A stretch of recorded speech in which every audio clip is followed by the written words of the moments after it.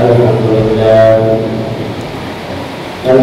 لله نحمده ونستعينه ونستغفره ونؤمن به ونتوكل عليه ونعوذ بالله من شرور أنفسنا ومن سيئات أعمالنا من يهده الله فلا مضل له ومن يضلله فلا هادي له ونشهد أن لا إله إلا الله وحده لا شريك له وأشهد أن محمدا عبده ورسوله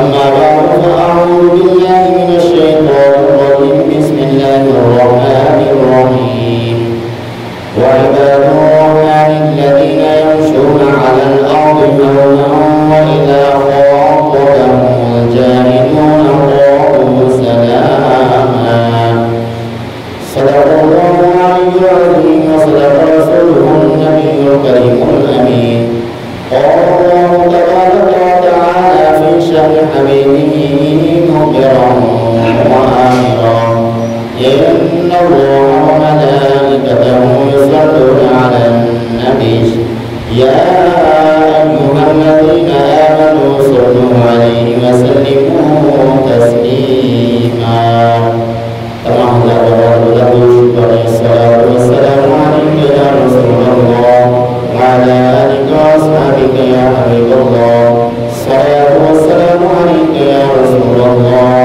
وعلى آلك وأصحابك يا رحمة للعالمين مولاي صل وسلم دائما أبدا على حبيبك خير الخلق كلهم هو الحبيب الذي ترجى شفاعته لكل هول من الأهوال وقوقعهم صلى الله تعالى على خلقه وقياشه محمد وآله وأصحابه أجمعين. حضرت گرامی، آج میری گفتگو کا موضوع ہے صوفی کسے کہتے ہیں اور صوفی محبت کا طریقہ کیا اختیار کرتا ہے اور صوفی کس طرح محبت کا پیغام دیتا ہے. دعا فرمائیں اللہ حق کہنے کی توفیق عطا فرمائے، ہم سب کو اس پر عمل پیرا ہونے کی بھی توفیق عطا فرمائے. سب سے پہلے اندر یہ جاننا چاہیے کہ صوفی کون ہوتا ہے. اس کی کئی تعریفیں کی گئی ہیں. سب سے پہلے نمبر پر سیدنا شیخ الاسلام حضور داتا گنج بخش علیہ الرحمہ نے جو صوفی کی تعریف کی ہے وہ میں عرض کرتا ہوں. حضور داتا گنج بخش علیہ الرحمہ جن کا 3 دنوں سے اس بار جاری سال تھا جو رات کو اختتام کو پہنچا. حضور داتا گنج بخش علیہ الرحمہ 400 ہجری میں پیدا ہوئے اور پیدا ہونے کے بعد چونکہ آپ کے والد گرامی بھی جلیل اور عمدہ عالم تھے، آپ کی والدہ محترمہ بھی ولیہ اور اللہ تعالیٰ کی معبود بندی تھی، آپ کے جو ماموں تھے وہ بھی اللہ تعالیٰ کے بہت بڑے ولی تھے. ان تینوں کی قابل سے حضور داتا گنج بخش علیہ الرحمت نے تعلیم حاصل کی. جو ابتدائی تعلیم تھی آپ نے 4 سال کی عمر کے اندر قرآن پاک کی تعلیم حاصل کر لی، یعنی قرآن پاک کو حفظ کر لیا. آپ کہیں گے 4 سال کی عمر میں کیسے بچہ قرآن پاک یاد کر لیتا ہے؟ جب اللہ تعالیٰ کے محبوب بندوں کے اندر بچہ پیدا ہو تو اس کی شان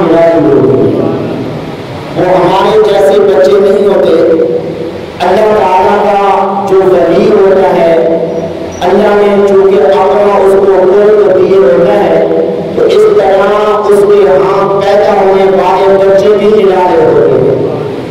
تو حضور کا تاج بخش علیہ رحمت نے اپنے والد گرامی سے قرآن کی تعلیم حاصل کی 4 سال کی عمر میں۔ تو یہ بھی بہت بڑا جہاد ہے کہ کوئی اپنے بیٹے کو پڑھائے، اپنے بیٹے کو خود تعلیم دے، ورنہ آج کل کے بچے تو ویسے ماں باپ کوئی کام کہیں کرتے نہیں ہیں تو تعلیم کو جی کیسے وہ حاصل کریں گے۔ بہرحال حضور دادا صاحب علیہ رحمت نے 4 سال کی عمر شریف کے اندر قرآن کی تعلیم حاصل کر لی، پھر آگے مختلف ممالک کا سفر کیا، جی افغانستان، پھر آگے آذربائیجان، بغداد، عراق، نہ جانے کہاں کہاں، خراسان میں تشریف لے گئے۔ آپ فرماتے ہیں خراسان کے اندر 300 علماء سے میری ملاقات ہوئی۔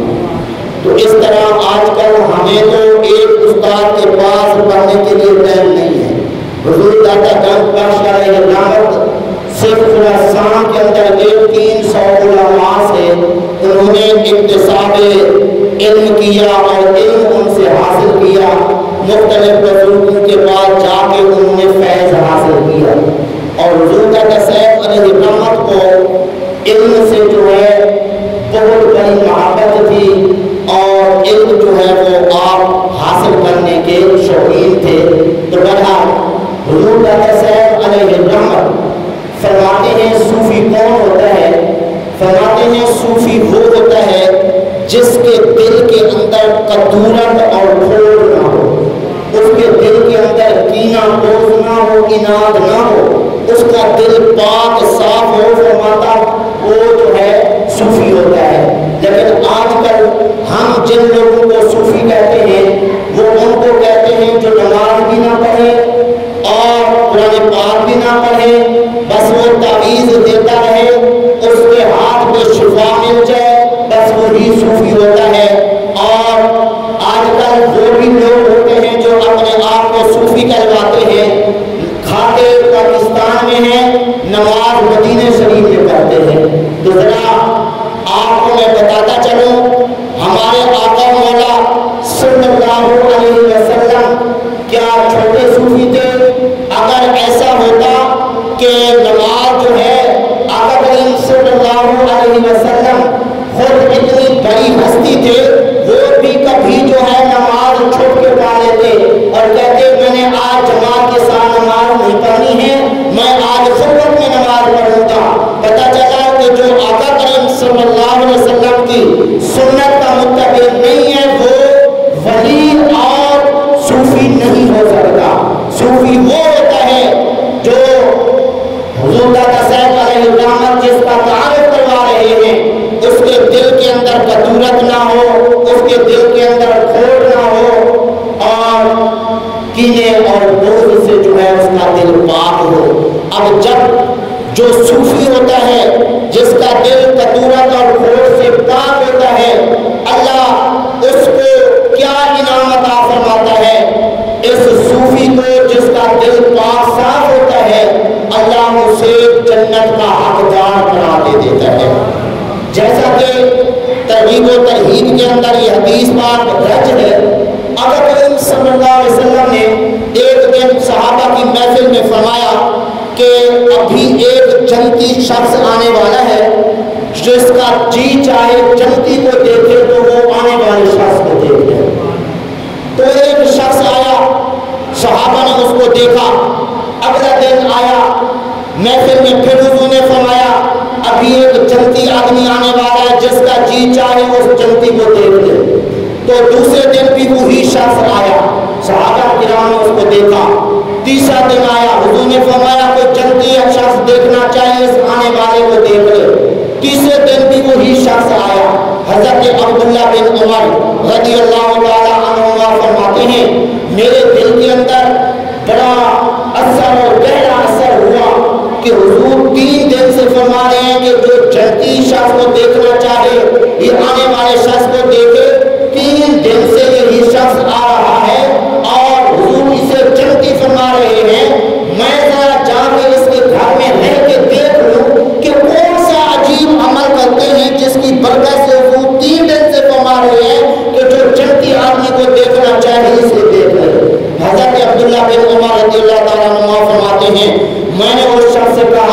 کہ کچھ دیر کے لیے میں آپ کے گھر میں ٹھہرنا چاہتا ہوں۔ انہوں نے فرمایا ٹھیک ہے۔ میں چلا گیا، چند دن ان کے گھر میں رہا، صرف یہ دیکھنے کے لیے کون سا عجیب عمل کرتے ہیں کہ جس کی برکت سے حضور اسے جنتی قرار دے رہے ہیں۔ تو کہتے ہیں چند دن جب میں وہاں پہ ٹھہرا، میں نے کوئی عجیب عمل ان کے اندر نہیں دیکھا کہ جو ہم سے کوئی زیادہ عبادت کرتا ہو، کوئی ایسا عمل کرتا ہو جس کا ہمیں پتہ نہ ہو۔ میں جب اجازت لے رہا تھا، میں نے کہا نکلا میں آپ کے پاس یہ چند دن اس لیے ٹھہرا کہ میں دیکھوں کون سا عجیب عمل کرتے ہیں جس کی وجہ سے حضور 3 دن سے فرما رہے تھے کہ یہ جنتی آدمی ہے۔ تو انہوں نے بھی فرمایا ہاں میرے اندر تو یہی کچھ ہے جو کچھ آپ نے دیکھا۔ تو اب نہ جانے حضور نے کیوں فرمایا۔ پھر اس کے بعد وہ شخص کہنے لگا ہاں ایک ایسی بات ہے جس کا آپ کو پتہ نہیں چل سکا، اس کی وجہ سے حضور نے مجھے جنتی فرمایا ہوگا۔ وہ کیا عمل ہے؟ فرمایا میرا دل کھوٹ سے پاک ہے، میرا دل کھوٹ سے پاک ہے، میرے دل کے اندر بغض اناد نہیں ہے، کینہ اور جو ہے فرمایا کھوٹ نہیں ہے۔ اس لیے حضور نے میرے بارے میں 3 دن سے فرمایا ہوگا کہ یہ جنتی آدمی ہے، کوئی دیکھنا چاہے اسے دیکھ لے۔ تو میرا دل جو ہے وہ پاک صاف ہے۔ پتہ چلا کہ جس کا دل کینے بغض اناد سے پاک ہو وہ جو ہے وہ صوفی بھی ہوتا ہے، وہ جنت کا حقدار بھی ہوتا ہے۔ اب اگر کسی کا دل کھوٹ سے پاک نہ ہو، اس کے دل کے اندر کینہ ہو، بغض ہو، کسی کو جو ہے ریاکار کہے یا کسی سے اپنے آپ کو اچھا سمجھے، اس صورت میں اس کا دل پاک نہیں ہوتا۔ دل پاک نہ ہونے کی صورت میں بہت بڑے نقصانات وہ بندہ اٹھاتا ہے۔ اب وہ کیا نقصانات ہیں آئیے ذرا غور سے سنیے۔ میری کوشش ہوتی ہے کہ ایسی باتیں بتائی جائیں کہ جو دلوں پر اثر کریں اور ان باتوں کی وجہ سے ہماری زندگی کے اندر انقلاب برپا ہو جائے۔ تو اب جس کا دل پاک صاف نہیں ہوتا، اس کے دل کے اندر اگر کینہ ہوگا اس کا کیا نقصان ہے آئیے ذرا غور سے سنیے۔ ایک اللہ تعالیٰ کے ولی فرماتے ہیں کہ 5 مہینے ہو گئے مجھ سے تہجد کی نماز نہیں پڑھی گئی۔ تو مریدوں نے پوچھا کیا وجہ ہے، آپ کیوں نہیں تہجد کی نماز پڑھ رہے 5 مہینوں سے؟ فرمایا یہ اللہ کی طرف سے کوئی سزا ہے۔ جی وہ کیوں سزا مل رہی ہے، آخر وجہ کو بتاؤ نا۔ فرمایا اصل میں میرے دل میں کسی کے خلاف کینہ تھا، اس کینے کی وجہ سے 5 مہینے ہو گئے تہجد کی نماز نصیب نہیں۔ ٹھیک ہے، کینہ کیا ہوتا ہے؟ کوئی اگر تکلیف پہنچائے تو اس کی تکلیف کا بدلہ لینے کے لیے ہر وقت موقع کی انتظار میں رہے، اس کو کہتے ہیں کینہ۔ جس طرح کسی نے کوئی بات کر دی، اب موقع کی تاک میں ہے کہ کہیں کسی محفل کے اندر وہ آئے، میں بھری محفل کے اندر اس کو بے عزت کروں گا، اس کو کیا کہتے ہیں کینہ۔ تو صوفی جو ہوتا ہے وہ کینے سے پاک ہوتا ہے، اس کے دل میں کینہ نہیں ہوتا۔ کوئی تکلیف کسی قسم کی بھی پہنچا دے تو اس صورت میں وہ بدلہ نہیں لیتا، بلکہ ایسا عمل کرتا ہے کہ اس عمل کی برکت سے وہ جو فاسق فاجر بندہ ہوتا ہے جو لوگوں کو تکلیف پہنچاتا رہتا ہے، وہ توبہ کر کے اللہ تعالیٰ کا فرما بردار بندہ بن جاتا ہے۔ جیسا کہ حضرت بایزید بستامی علیہ الرحمت فرماتے ہیں، ایک دن میں قبرستان میں گیا، ایک باجا بجانے والا باجا بجا رہا تھا۔ میں نے کہا لا حول ولا قوت الا باللہ العلی العظیم۔ وہ باجا بجانے والا اٹھا، اس نے وہ باجا میرے سر پر مارا اور اس طرح میرا سر پھٹ گیا۔ اس کے بعد کیا ہوا، حضرت بایزید بستامی علیہ الرحمت نے باجے کے جتنے پیسے تھے وہ بھی اس کو بھیجے اور ساتھ حلوہ بھی اس کو بھیجا اور پیغام بھیجا کہ آپ کا جو تبلا میرے سر پر لگا اور وہ پھٹ گیا، ٹوٹ گیا، یہ اس کے پیسے ہیں، یہ قبول کریں اور یہ حلوہ ہے، یہ آپ تناول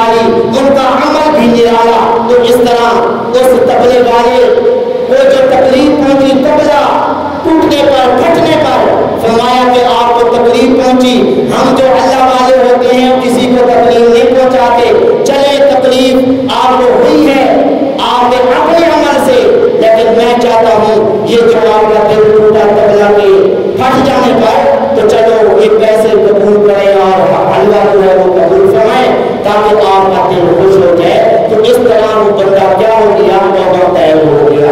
تو اس لیے حضرات گرامی ہمارے بزرگان دین اسی کا سبق دیتے ہیں، پیار کا سبق دیتے ہیں، محبت کا سبق دیتے ہیں. تو بہرحال میں عرض کر رہا تھا کہ دل پاک نہ ہو اس صورت میں بندہ کئی نقصانات مول لے لیتا ہے. یہی حضرت بایزید بستامی علیہ الرحمت سبحان اللہ اگلی بات ان کی سنیے. ایک مرتبہ آپ جا رہے تھے، راستے میں کتا آ رہا تھا، آپ راستے سے نیچے اترے، اپنے مریدوں کو بھی نیچے اتارا. تو اس طرح مریدین پہلے کہنے لگے کہ بلا یہ جو کتے کو دیکھ کر آپ نے ہمیں بھی راستے سے اتار دیا اور خود بھی اترے، آخر کیا وجہ ہے جی؟ تو حضرت بایزید بستانی علیہ الرحمت نے فرمایا یہ کتا کہہ رہا تھا اصل میں اللہ پاک نے مجھے کتا بنایا، آپ کو انسان بنایا، تو اس طرح میرا کیا قصور تھا؟ مجھے کتا بنایا اور تجھے انسان بنایا. میں اللہ تبارک و تعالیٰ کے اس کرم اور اس انعام پر کہ مجھے اللہ نے انسان بنایا، میں اس فضیلت اور اس نعمت کو ذہن میں سوچتے ہوئے راستہ چھوڑ دیا اور اس طرح کتے کو جانے دیا. آپ فرماتے ہیں ایک دن کتا آ رہا تھا، میں نے اپنا دامن سمیٹا تو کتا کہنے لگا آپ نے مجھے کتا سمجھ کے اپنا دامن سمیٹا. یاد رکھیے یہ ایک قسم کا تکبر ہے کہ مجھے دیکھ کے آپ نے اپنا دامن سمیٹا کہ میں کوئی گیلا نہیں تھا اور گندگی میرے جسم پہ نہیں تھی کہ جس سے آپ کے کپڑے پلید ہو جاتے. جب ایسا نہیں تھا تو یہ آپ نے تکبر کرتے ہوئے اپنا دامن سمیٹا.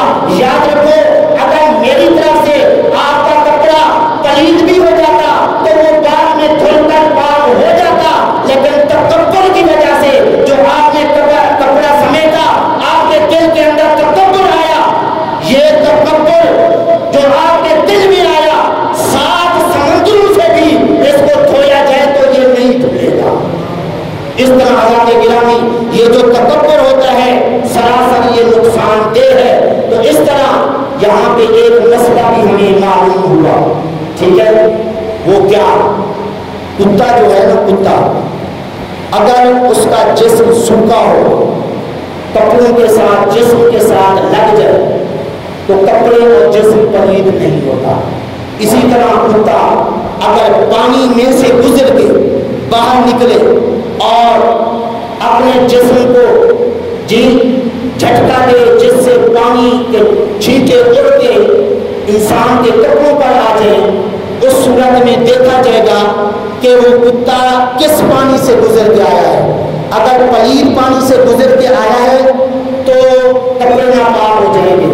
اگر پاک پانی سے گزر کے آیا ہے، مثلا نہر سے گزر کے آیا ہے، اس نے جسم کو جھٹکا دیا اور وہ پانی جو نہر کا تھا وہ پاک تھا، کیونکہ بعض گندے نالے بھی ہوتے ہیں نا، تو پاک پانی سے اگر وہ گزر کے آیا اور پانی کے چھینٹے اس کے جسم سے لگے جو انسان کے کپڑوں پر لگے تو اس سے انسان کے کپڑے ناپاک نہیں ہوں گے. تو یہ عام مسئلہ تھا جو ابھی میں نے عرض کیا. تو اس طرح وہ کتے نے کہا آپ نے دامن سمیٹا اس وجہ سے کہ آپ کے دل میں تکبر آیا، آپ اس تکبر کو 7 سمندروں کے پانی سے بھی دھو ڈالیں تو یہ پاک نہیں ہوگا.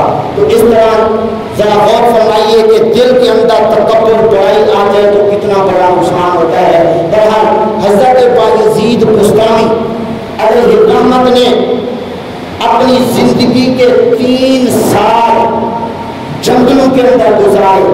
وہ کس طرح کہ آپ فرماتے ہیں میں نے قرآن پاک کی یہ آیت پڑھی انشکر لی والوالدین، اللہ نے فرمایا میرا بھی شکریہ ادا کرو اور اپنے ماں باپ کا بھی شکریہ ادا کرو. فرماتے ہیں میں گھر میں آیا اپنی امی سے فرمایا کہ امی اللہ نے فرمایا ہے کہ میں اس کا شکریہ بھی ادا کروں، آپ کا بھی شکریہ ادا کروں. تو دو ذاتوں کا مجھ سے شکریہ ادا نہیں ہو سکتا کہ آپ کا بھی شکریہ ادا کروں، اللہ کا بھی شکریہ ادا کروں. یا تو آپ یہ کریں اللہ تعالیٰ کی بارگاہ میں دعا مانگیں، میں اللہ کا شکریہ بھی ادا کروں، آپ کا بھی شکریہ ادا کروں، کیونکہ ماں اور باپ کی جو دعائیں ہوتی ہیں وہ قبول ہوتی ہیں. اس لیے ماں سے کہا دعا فرما دے اللہ اپنے شکریہ ادا کرنے کی بھی توفیق دے دے اور آپ کا شکریہ ادا کرنے کی بھی توفیق دے دے. فرماتے ہیں ماں نے کہا چلو کوئی بات نہیں، میں اپنا جو شکریہ ہے نا اس کا حق تجھے دیتی ہوں، میں اپنا حق معاف کرتی ہوں، میرا شکریہ آپ نہ ادا کریں، آپ اللہ کا شکریہ ادا کریں. تو فرماتے ہیں پھر ماں سے میں اجازت لے کر جی شام میں، ملک شام میں چلا گیا. وہاں پہ 3 سال میں نے جنگلوں میں گزارے، 3 سال، اور 3 سال کے اندر کچھ بھی کھایا پیا نہیں، کچھ بھی کھایا پیا نہیں. آپ کہیں گے کھانے پینے کے بغیر بندہ رہ کیسے سکتا ہے؟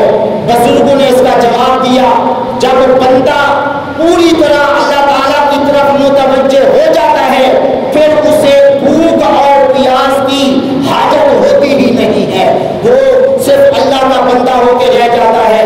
آپ خود فرماتے ہیں ایک دن 170 مشائخ کرام سے میری ملاقات رہی، ان میں حضرت امام جعفر صادق رضی اللہ تعالیٰ عنہ بھی تھے. ایک دن میں ان کے پاس بیٹھا تھا، انہوں نے فرمایا فلاں کتاب جو ہے نا تار سے اٹھا کے دو. میں نے کہا مجھے تو پتہ نہیں ہے تار کہاں ہے. تو حضرت امام جعفر صادق رضی اللہ تعالیٰ عنہ نے فرمایا کہ آپ اتنا عرصہ ہو گیا جہاں پہ رہتے ہوئے ہمارے تار کا پتہ بھی نہیں ہے. حضرت بایزید بستامی علیہ رحمت فرمانے لگے میں اتنا عرصہ رہا، میں نے تو کبھی سر بھی اوپر نہیں کیا، مجھے کیا پتا آپ کا تار کہاں.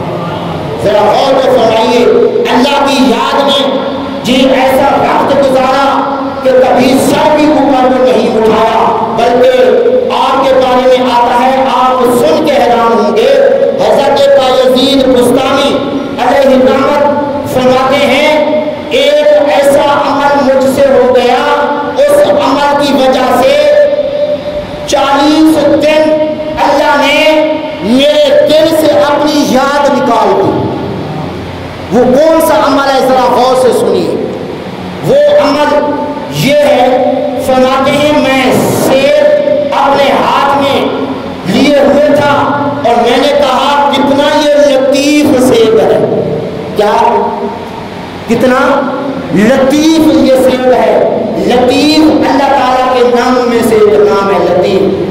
ان ربک لطیف خبیر، اللہ فرماتا ہے آپ کا رب لطیف بھی ہے خبیر بھی ہے. فرمایا یہ تو میں نے کہا نا یہ سیب کتنا لطیف ہے، تو غیر سے آواز آئی کہ آپ کو حیا نہیں آئی، اس سیب پر ہمارا نام آپ نے استعمال کر لیا، اس سیب پر ہمارا نام استعمال کیا، اس سیب کے لیے ہمارا نام استعمال کرتے ہوئے کہا کتنا لطیف ہے، آپ کو حیا شرم نہیں آئی.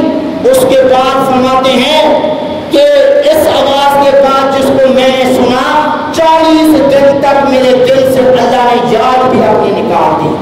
اب اس طرح میں توجہ دلاؤں گا. آپ حضرات جانتے ہیں یہ جو دال ملتی ہے نا بازار کے اندر، لوگ اس کو کیا کہتے ہیں جی؟ دال نہیں کہتے، ایک نام اور ہوتے ہیں جس کے اندر گوشت بھی ملا ہوتا ہے، دال بھی ملی ہوئی ہے جی، حلیم کہتے ہیں. ٹھیک ہے، یہ حلیم بھی اللہ تعالیٰ کی صفت ہے، اللہ کا نام ہے. حضرت بایزید بستامی علیہ رحمت نے سیب پر لطیف اللہ کا نام استعمال کیا، 40 دن ان کے دل سے اللہ نے اپنی یاد نکال دی. آج اگر ہم اللہ کا نام دال پہ حلیم استعمال کریں تو ہمیں کتنی بڑی اللہ کی طرف سے سزا ہو سکتی ہے. اس لیے حلیم کی بجائے کیا نام رکھنا چاہیے؟ دلیم. دلیم نام رکھ لیں. اور بلکہ جہاں پہ یہ دال ملتی ہو اور لوگوں نے حلیم بلکہ لکھا ہوتا ہے کوزہ حلیم یا صرف حلیم نام لکھا ہوتا ہے، ان کو بھی سمجھائیں جا کے یہ پیغام دیں اللہ کا نام اس دال کے لیے استعمال آئندہ نہ کرے اور یہ نام چینج کریں، کلیم نام رکھ لے یا کوئی اور نام جو بھی مناسب وہ رکھے، لیکن اللہ کا کوئی نام کسی کھانے پینے والی چیز پر استعمال نہ کرے۔ حضرت بایزید بستامی علیہ السلام نے اسی وقت قسم کھائی کہ اللہ کی قسم آئندہ بستان کا کوئی میوہ اور کوئی میں پھل نہیں کھاؤں گا، کہ اس کی وجہ سے جی مجھے یہ سزا ملی ہے۔ تو حضرات گرامی، پہلے لوگ دیکھو کتنا جو ہے وہ خیال رکھتے تھے، اب ہم جو کبھی کبھار نماز سے رہ جاتے ہیں، جماعت سے رہ جاتے ہیں، قرآن پاک کی تلاوت سے رہ جاتے ہیں، نہ جانے کہ کون سا ایسا عمل ہم سے ہو جاتا ہے ہم کو پتہ بھی نہیں ہوتا۔ حضرت بایزید بستامی علیہ الرحمت فرماتے ہیں کہ میں نا 5 مہینوں سے تہجد کی نماز سے باہر ہوں۔ مریدوں نے پوچھا کیوں، کیا وجہ؟ کیونکہ اللہ والوں کو جو اللہ کی طرف سے کتاب ہوتا ہے نا وہ اس کا ان کو پتہ چل جاتا ہے۔ پوچھا کیوں؟ فرمایا ایک بندہ رو رہا تھا، میں نے اس کو دیکھ کر کہا یہ تو ریاکار بندہ ہے، یہ دکھاوے کے لیے رو رہا ہے، جی لوگوں کو دکھاوے کے لیے رو رہا ہے، نام وری کے لیے، نیک نامی کے لیے جو ہے یہ رو رہا ہے۔ کہتے ہیں جیسے میرے دل کے اندر یہ خیال آیا نا کہ یہ ریاکار ہے، دکھاوے کے لیے رو رہا ہے، اس وقت سے اللہ کی طرف سے مجھے یہ سزا ملی کہ 5 مہینے سے مجھے تہجد کی نماز نصیب نہیں ہو رہی۔ اب ذرا غور فرمائیں، ہم میں سے کتنے لوگ ہوں گے کہ جو کسی کو اچھا عمل کرتے ہوئے جی کہہ دیتے ہوں گے کہ یہ تو ریاکار بندہ ہے، ریاکاری کے لیے یہ کام کر رہا ہے۔ بلکہ میں آپ کو اس طرح بھی توجہ دلانا چاہتا ہوں، ایک گھر کی خاتون ہے، چاہے وہ بیٹی ہے، چاہے وہ بیوی ہے، چاہے وہ بہو ہے، اگر پہلے نماز نہیں پڑھتی تھی تو اب اس نے نماز شروع کر دی، قرآن پاک کی تلاوت شروع کر دی، اب گھر والے ساس ہے، سسر ہیں یا دوسرے لوگ ہیں کہنا شروع کر دیتے ہیں پہلے تو یہ نماز نہیں پڑھتی تھی، قرآن پاک کی تلاوت نہیں کرتی تھی، اب جو اس نے یہ کام شروع کر دیے ہیں نا یہ لگتا ہے کہ ہم پہ جادو کر رہی ہے اور یہ پڑھ پڑھ کے ہم پہ پھونکنا چاہتی ہے، یہ ہمارا گھر تباہ کرنا چاہتی ہے۔ تو آئیے ذرا غور فرمائیے، حضرت بایزید بستامی علیہ الرحمت نے جو رونے والے شخص کو کہا یہ ریاکار ہے تو ان کو 5 مہینے تہجد کی نصیب نماز نہیں ہوئی۔ تو آج کل اگر ہم اپنے گھر والوں میں سے کسی فرد کو کہیں یہ تو جادوگر ہے عورت یا گھر کا یہ فرد اور اس طرح جادوگری کے لیے یہ سب کچھ کر رہی ہے یا کر رہا ہے، تو آپ ذرا بتائیں اللہ کی طرف سے کتنی بڑی سزا ہو سکتی ہے۔ نماز پڑھنے والا جادوگر ہے، قرآن پاک پڑھنے والا جو ہے وہ جادوگر ہے، عجیب بات ہے۔ بلکہ میں یہ عام بات نہیں کرتا، یہ تجربے کی بات میں عرض کرتا ہوں، کہیں پہ بھی آپ میرے سے بات سنیں گے تو تجربہ ہوگا۔ کل ہی ایک خاتون فون کر رہی تھی، میں آپ سے ہو کے آئی دم کروا کے، آپ نے نماز کی پابندی کا کہا، میں نے نماز شروع کی، قرآن پاک کی تلاوت شروع کی، میرے گھر والے کہتے ہیں تو جادوگر بن گئی ہے، پہلے تو نماز نہیں پڑھتی تھی، قرآن پاک نہیں پڑھتی تھی، اب کیا ہو گیا آپ کو یہ سارے کام شروع کر دیے، اس کا مطلب تو ہمارا گھر برباد کرنا چاہتے ہیں۔ عجیب بات ہے، اس لیے اپنے دلوں کو پاک رکھنا چاہیے۔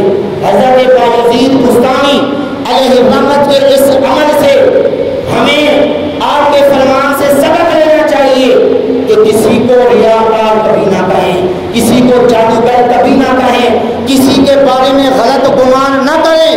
اگر غلط گمان کریں گے اس کا نقصان ہم کو ہوگا، اس کا کیا جاتا ہے۔ تو اس لیے حضرات گرامی میں عرض کر رہا تھا کہ حضور دادا صاحب علیہ الرحمت فرماتے ہیں کہ صوفی وہ ہوتا ہے کہ جس کے اندر کوئی کھوٹ نہ ہو، بلکہ دو لوگ جو ناراض ہیں ان کو ملانے والا ہو، ان کے دل کے اندر اللہ رسول کی محبت پیدا کر دے، اور دو ٹوٹے ہوئے دل والوں کو جو ہے وہ جوڑ لے، اس کو کہتے ہیں صوفی۔ اور آپ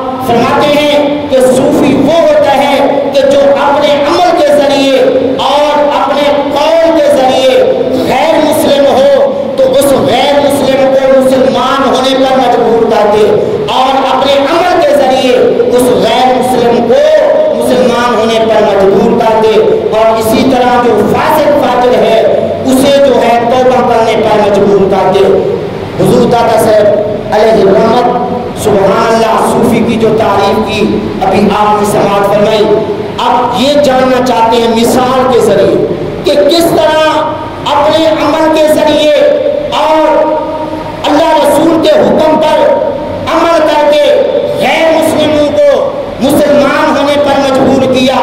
حضرت بایزید بستانی علیہ الرحمت جن کا ابھی ذکر خیر آپ سن رہے تھے، تو آپ کے گھر کے قریب نا ایک یہودی کا گھر تھا، ہمسایہ تھا۔ یہودی ایک دن کہیں چلا گیا، شام ہوئی، یہودی کے گھر سے بچے کے رونے کی آواز آئی۔ حضرت بایزید بستانی علیہ الرحمت خود چلے گئے، پوچھا کہ جی یہ بچہ کیوں رو رہا ہے؟ تو بتایا گیا کہ اندھیرا ہے ہمارے گھر میں، چراغ اور روشنی کی جو ہے ہمارے پاس کوئی طاقت بھی نہیں ہے کہ ہم اس کا انتظام کر سکیں، تو بچہ اندھیرے میں گھبرا کے روتا ہے۔ حضرت بایزید بستانی علیہ الرحمت نے کیا کیا؟ گھر سے چراغ لیا، اس کو تیل سے بھرا اور تیار کر کے اس یہودی کے گھر میں بھجوایا، اور اگلے دن پھر جو ہے نا وہ چراغ منگوا کے تیل بھر کے پھر دے دیا۔ اس طرح کئی دن گزر گئے، جب تک یہودی نہ آیا روزانہ وہ تیل سے چراغ بھرا ہوا اس یہودی کے گھر میں بھیجتے رہے۔ جب یہودی آیا تو اس یہودی نے پوچھا بیوی سے کیسی بیتی، کیسا وقت گزرا؟ اس یہودی نے کہا بڑا اچھا وقت گزرا، یہ جو ہمارا ہمسایہ ہے نا بایزید بستانی، اس نے ہمارے رات کو بچے کے رونے کی آواز سنی تو وہ خود آئے اور ہم سے وجہ پوچھی، ہم نے وجہ بتائی، انہوں نے چراغ جو ہے روزانہ کی بنا پر تیار کر کے ہمیں جی دیتے رہے، اور اس طرح ہمارا بچہ بھی آرام سے سویا رہا، ہم بھی آرام کی نیند جو ہے وہ سوتے رہے۔ تو وہ یہودی کہنے لگا اچھا بایزید بستانی کا چراغ ہمارے گھر میں آیا، اگر ہمارے گھر میں ان کا چراغ آیا اور ہمارا گھر رات کو روشن رہا تو ہمارا دل بھی جو ہے روشن ہونا چاہیے، ہمارے دل کے اندر بھی اندھیرا نہیں ہونا چاہیے، تو چلو ان کے پاس چلتے ہیں۔ وہ یہودی اپنے گھر والوں کو، بچوں کو، بیوی کو لے کر حضرت بایزید بستانی علیہ الرحمت کے گھر میں پہنچا اور جا کے کہا کہ بڑا آپ کی مہربانی، آپ کا شکریہ کہ میری غیر موجودگی میں آپ نے ہمارے گھر والوں کا خیال رکھا۔ حضرت بایزید بستانی علیہ الرحمت نے فرمایا یہ کس بات کا شکریہ تو ادا کر رہا ہے؟ یہ ہمسایہ ہے نہ تو، ہمارا ہمسایہ ہے، ہمارے دین اسلام نے ہمسایہ کے حقوق بتائے ہیں، ان حقوق میں سے ایک حق میں نے ادا کیا ہے، آپ کے گھر میں یہ چراغ بھیجا ہے، میں نے تو تم پہ کوئی احسان نہیں کیا۔ تو وہ یہودی کہنے لگا اچھا آپ کا دین اسلام اتنا اچھا دین ہے کہ اس کو جو نہ ماننے والے ہیں ان کے بھی حقوق ادا کرنے کا یہ دین اسلام درس دیتا ہے۔ اگر یہ اچھا اور پاک دین ہے جو اس کو نہ مانے اس کو بھی حقوق دلاتا ہے، تو پھر مجھے کلمہ پڑھاؤ، میں بھی مسلمان ہوں۔ اس طرح وہ کلمہ پڑھ کے مسلمان ہو گیا۔ تو حضرات گرامی آج ہمارا حال کیا ہے؟ ہم اپنے ہمسایوں کے ساتھ کیا سلوک کرتے ہیں؟ بلکہ 100 سال 2 سال گزر جاتے ہیں، ہمیں ساتھ والے گھر کے اندر کا پتہ نہیں ہوتا کہ اس کو کیا ہو رہا ہے اور اس کے کیا حالات ہیں۔ حضرات گرامی حضرت ابن عمر رضی اللہ تعالی عنہما ایک دن لوگوں نے دیکھا روٹی کے ٹکڑے کر کے جو گھر کے دروازے پر بیل تھی نا چونٹیوں کی، تو اس چونٹیوں کے بیل کے اوپر جو ہے نا روٹی کے ٹکڑے رکھ دیے۔ لوگوں نے کہا یہ کیا کر رہے ہیں؟ فرمایا یہ چونٹیاں جو ہیں ان کا گھر ہے، یہ یہاں پہ رہتی ہیں، یہ بھی ہماری ہمسائے ہیں، اس لیے میں ان کا حق ادا کر رہا ہوں۔ ذرا غور تو فرمائیے، حضرت ابن عمر چونٹیوں کا حق ادا کر رہے ہیں ہمسائے کا، آج ہم کس طرح اور کتنا جو ہے ہمسائیوں کا حق ادا کرتے ہیں۔ بلکہ افسوس سے مجھے یہ کہنا پڑ رہا ہے، ملتان میں میں تھا الحمدللہ، وہاں پہ کوئی 15 سال کا عرصہ میں رہا ہوں، وہاں پہ پڑھا بھی ہے،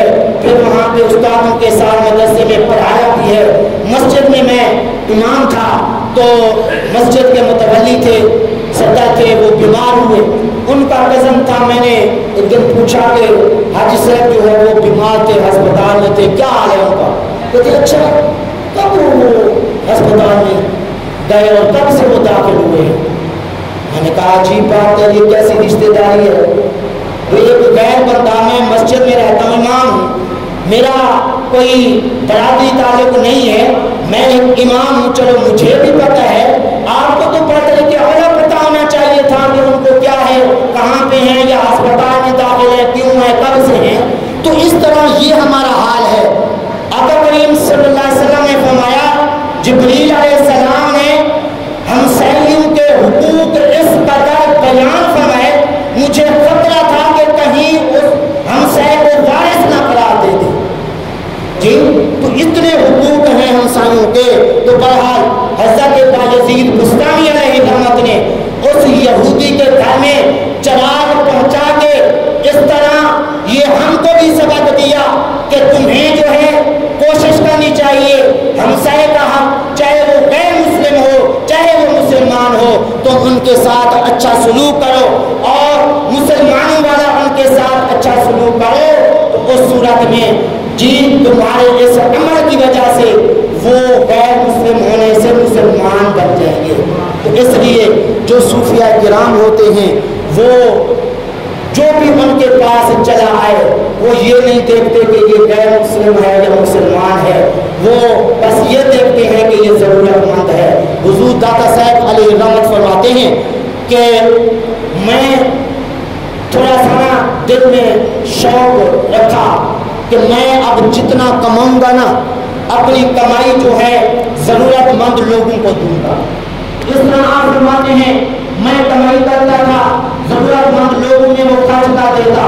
اس طرح میرے دل میں یہ جذبہ پیدا ہو گیا، جو بھی میرے گھر میں آئے گا، میرے در دولت پر آئے گا، میں خالی ہاتھ اس کو نہیں بھیجوں گا. فرماتے ہیں کمائی جتنی ہوتی وہ بھی میں بانٹ دیتا. کچھ لوگ پھر بھی میرے پاس آ جاتے، میں قرض لے کے ان کو ان کی ضرورت کے لیے دے دیتا. اس طرح فرماتے ہیں کافی مجھ پہ قرضہ چڑھ گیا، اور اس طرح ضرورت مند لوگوں کو میں جو ہے ان کی ضرورت پوری کرنے کے لیے اپنی کمائی میں سے بھی دے دیتا، اور اس طرح ادھار لے کر بھی دے دیتا. اس لیے کہ وہ ضرورت مند ہے، میرے در پہ آیا ہے، تو وہ ضرورت مند چاہے مسلمان ہوتا چاہے غیر مسلمان ہوتا، فرماتے ہیں میں ہر ایک کی ضرورت پوری کرنے کے لیے میری کمائی اگر نہ ہوتی تو ادھار لے کر ان کو دے دیتا تھا. تو حضرات گرامی یہ دیکھ کر حضور داتا صاحب علیہ رحمت نے اپنی زندگی میں ضرورت مند لوگوں کی ضرورت پوری کی، ان کو اپنی زندگی میں جی لنگر کھلایا، قرآن پاک کی تلاوت کی اور قرآن پاک کی تعلیم لوگوں کو دی.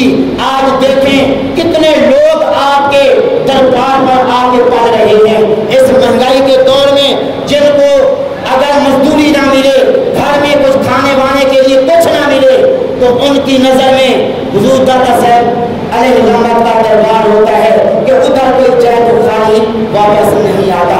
حضرات گرامی لوگ تو کہتے رہتے ہیں اگر کہیں بھی صحیح حضور داتا صاحب علیہ رحمت کی بارگاہ میں، بلکہ کسی بھی ولی کے دربار میں جو بھی نیت کر کے جائیں اور اگر اخلاص کے ساتھ جائیں، جو بھی خواہش لے کے جائیں، اللہ وہ پوری فرما دیتا ہے. حضرات گرامی میں اپنا واقعہ بیان کرتا ہوں، یہ کوئی تکبر کے طور پہ نہیں ہوگا، یہ صرف مزید ترغیب دینے کے لیے کہ اللہ والوں کے پاس بھی چلا جائے تو خالی نہیں بھیجتے ہیں. یہ تقریباً 2006 کی بات ہے.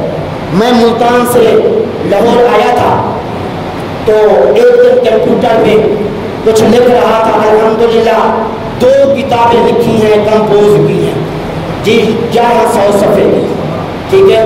تو وہ لکھ رہا تھا تو اچانک آنکھوں کے سامنے نہ اندھیرا ہو گیا.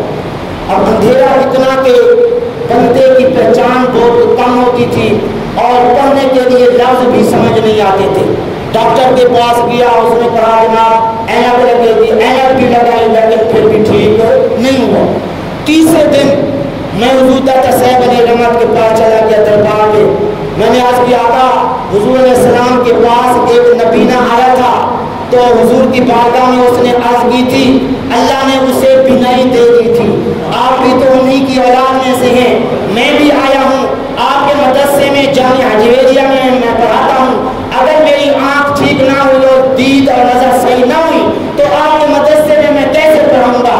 تو یقین جانیے ادھر سے اٹھا نیچے آیا کچھ نظر صحیح ہوئی مدرسے تک پہنچا پھر اٹھا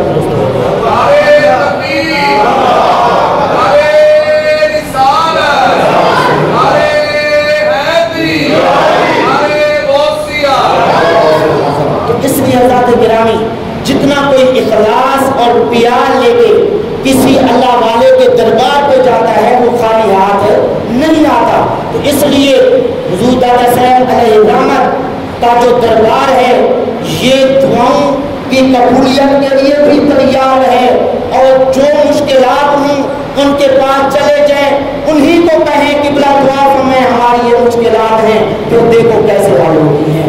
حضور دادا صاحب علیہ رحمت خود بھی مزارات پہ جاتے تھے. آپ فرماتے ہیں کوئی بھی مشکل پیش آتی میں بایزید بستانی علیہ رحمت کے دربار پہ جاتا میری مشکل حل ہو جاتی تھی.